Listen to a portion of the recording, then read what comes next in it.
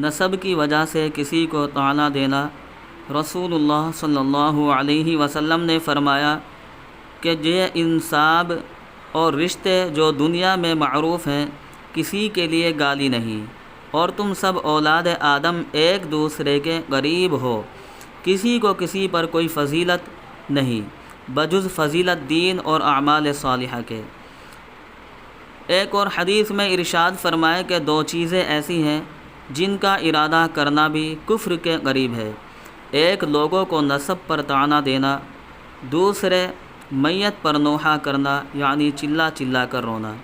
اور قرآن مبین میں ارشاد ہے الذین یؤذون المؤمنین بغیر ما اکتسبوا فقد احتملوا بہتانا واثما مبینا، یعنی جو لوگ مسلمانوں کو ایسی چیزوں پر عار دلاتے اور ایذا دیتے ہیں جو انہوں نے اپنے اختیار سے نہیں کی، تو انہوں نے بہتان اٹھایا اور کھلے گناہ کا ارتکاب کیا۔ جو لوگ کسی شخص کو محض اس کے نسب کی وجہ سے طعنہ دیں کہ فلاں قوم کا آدمی ہے یا فلاں شخص کا بیٹا ہے، وہ بھی اس وعید میں داخل ہے۔ یہ گناہ بھی کبیرہ گناہ ہے اور بے لذت و بے فائدہ ہے کہ دنیا کا کوئی کام اور کوئی فائدہ اس پر موقوف نہیں، مگر عام لوگ اس سے غفلت میں ہیں۔ بہت سی قوموں اور پیشہ والوں کو ذلیل سمجھتے ہیں اور ان پر طعنہ دیتے ہیں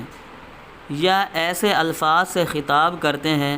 جس سے اس کے نسب کی حقارت ظاہر ہو، جیسے کسی کو نائی، کسی کو قصائی یا جلاہا کہنا۔ اللہ تعالی ہم سب کو اس سے نجات عطا فرمائے، آمین۔ جیسے کوئی شخص شیخ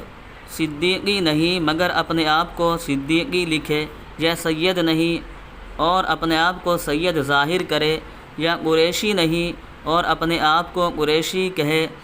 یا نسبتاً انصاری نہیں ہے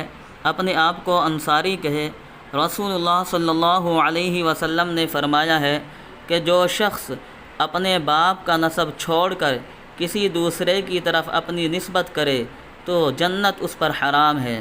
یہ کبیرہ گناہ بھی در حقیقت بے لذت و بے فائدہ ہے، اور اس طرح نسب بدلنے کو عزت کا ذریعہ سمجھنا سراسر غلطی ہے۔ ان چیزوں سے دنیا میں بھی عزت نہیں ملتی ہے۔